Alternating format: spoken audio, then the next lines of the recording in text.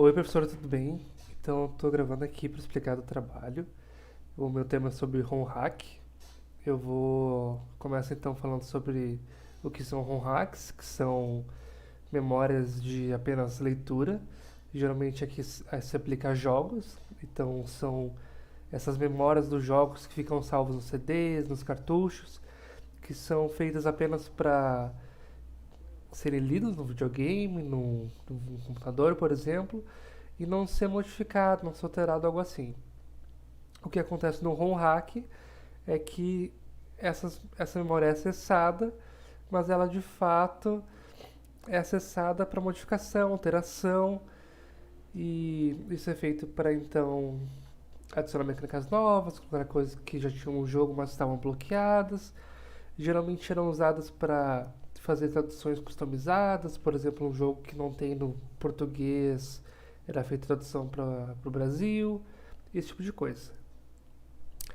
Depois eu falo um pouco da importância dos ROM hacks, do porquê eu justifico esse trabalho. Então, além de garantir melhoria de qualidade de vida aos jogos, por exemplo, uh, muitas pessoas são beneficiadas com isso, porque é descentralizado a manutenção, o armazenamento desses jogos. Então, se o jogo X, por exemplo, é vendido pela empresa X, se essa empresa fechar, esse jogo ainda vai existir porque o fulano tem salvo, o ciclano tem salvo, não é porque a empresa fechou que ninguém mais vai poder acessar ele, ninguém mais vai poder jogar, por exemplo.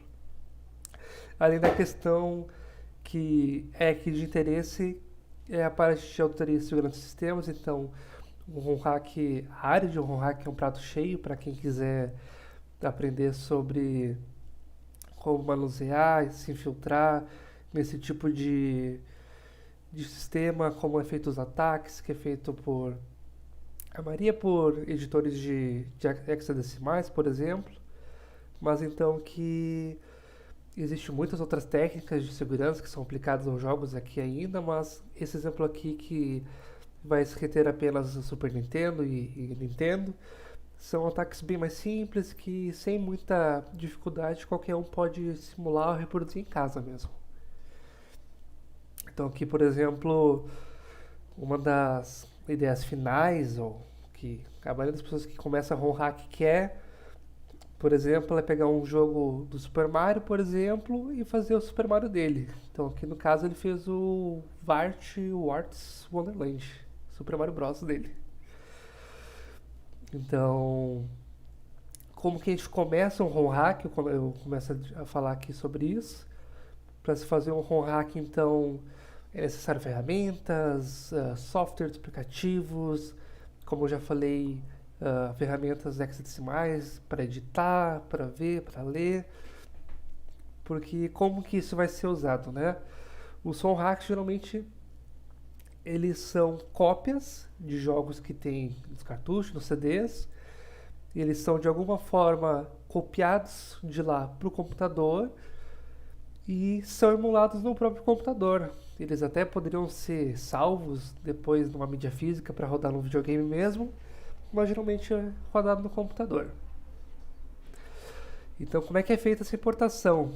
O que geralmente se usa para isso é aqui como está na imagem, é um despejador de ROM, um ROM dumper que o pessoal usa, que é um dispositivo físico, uma coisa analógica ali mesmo, que tu coloca o cartucho ou CD e o negócio lê o que está ali dentro, que está rodando na memória, ele faz quase que uma cópia da tua mídia ali que tem o jogo, e tu pode colocar depois no teu computador direto, no pendrive, passar o computador, etc.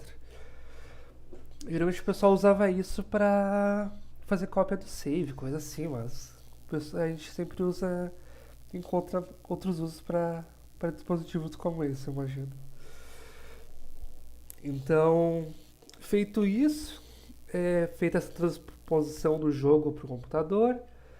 Então agora pode-se basicamente fazer a manipulação da memória volátil, da memória física, ali que fica no disco rígido, fica na memória RAM.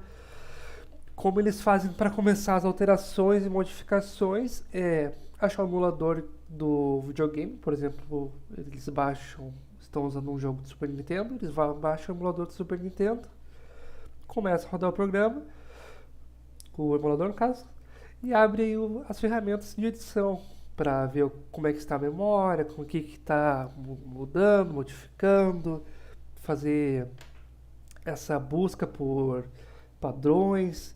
Por exemplo, quando coletam X moedas, procura aquele valor dentro da memória para ver se ele aparece, em quais lugares da memória ele aparece, modifica eles para ver onde é que isso vai mexer dentro do jogo, até que de repente, olha só, achei a variável que tem as moedas do meu jogo. Então agora a pessoa pode editar, criar um hack, zerar o jogo, fazer o que ela quiser de forma ali no experimento dela, sabe?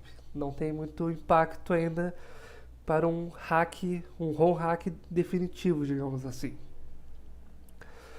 Então aqui um exemplo de como que é essa alteração, essa vasculha por endereços e sequências de bits e endereços hexadecimal. Então aqui ele tá, esse exemplo aqui, por exemplo, você está vendo como que se altera a fase do Super Mario. E a partir disso tu consegue fazer um monte de alterações. Por exemplo, essa sequência de bits, quando tu chega no segundo endereço hexadecimal, é possível editar a cor do mapa. É possível editar o valor das moedas do Mario, esse tipo de coisa. A mesma coisa para textura. É possível carregar uma textura completamente nova para um jogo. É apenas encontrado qual é a sequência de bits que representa aquilo. Existem ferramentas mais específicas para fazer essa alteração gráfica, que utiliza tilesets, esse tipo de coisa, que são mais especificamente gráficas mesmo. Aqui eu detalho um pouco mais sobre isso.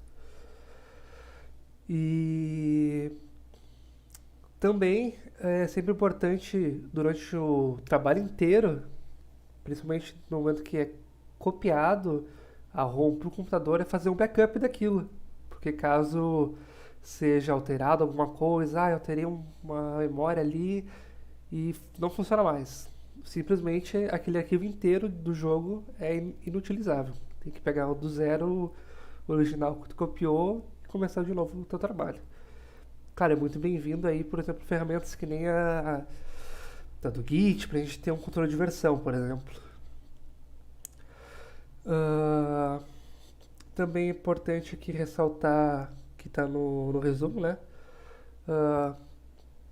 Para esses sistemas mais antigos, que no Super Nintendo, Nintendo, a preocupação das empresas era realmente só fazer um pedaço de hardware que rodasse um videogame e que depois tivesse um cartucho, alguma coisa que eles vendessem para fazer dinheiro, né? Não se tinha essa ideia de as pessoas vão piratear. Então foi muito fácil esse processo de vasculhação, de quebrar a segurança desses videogames, porque basicamente não tinham. Aí agora sistemas mais modernos, por exemplo, PlayStation 4, PlayStation 5, Xbox, não sei o que, vai melhorando as coisas.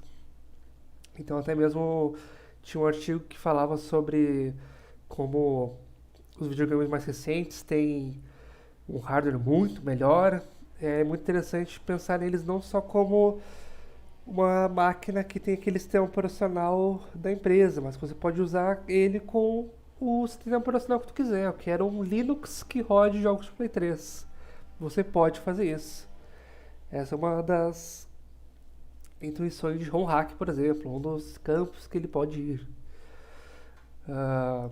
Então, são introduzidos novos modelos de segurança para esses videogames, por exemplo, uma chave para o console, uma chave privada de fábrica, os próprios como é que é?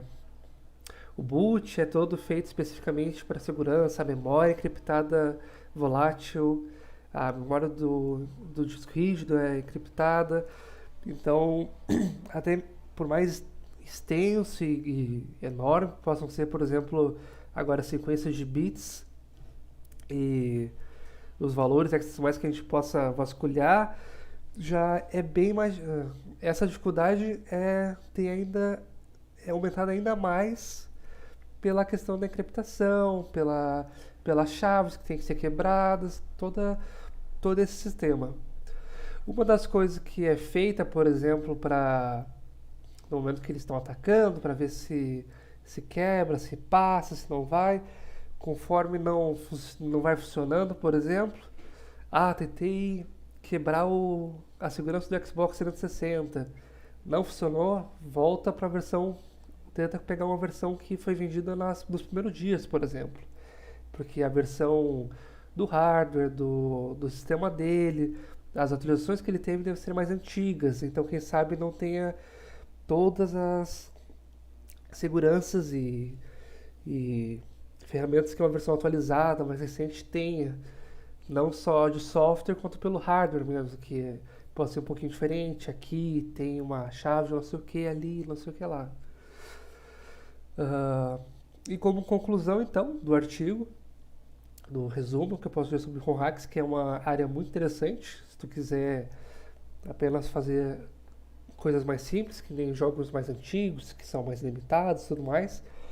É uma experiência muito legal, tanto para segurança, tanto para desenvolvimento de jogos.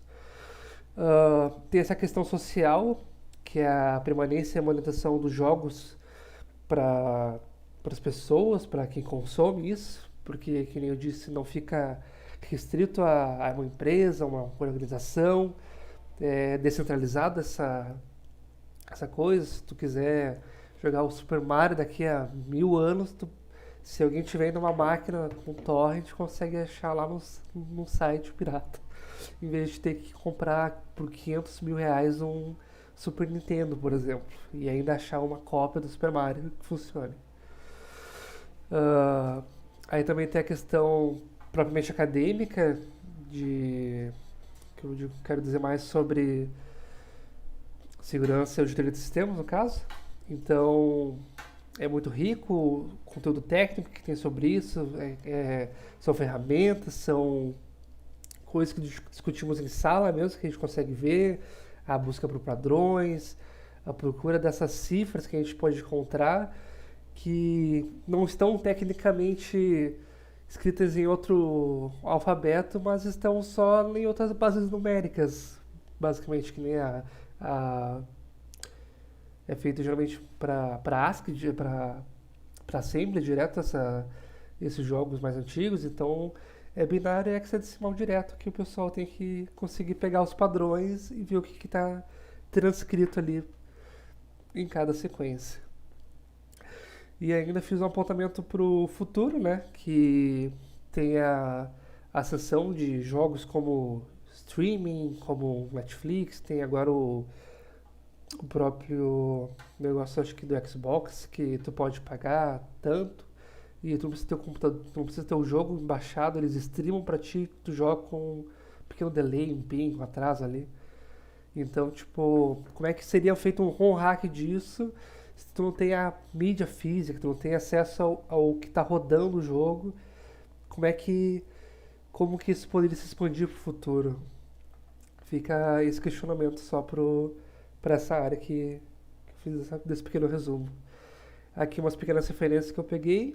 A maior parte das coisas eu peguei do romhacking.net mesmo, tem bastante conteúdo lá. E é isso, professor. Muito obrigado.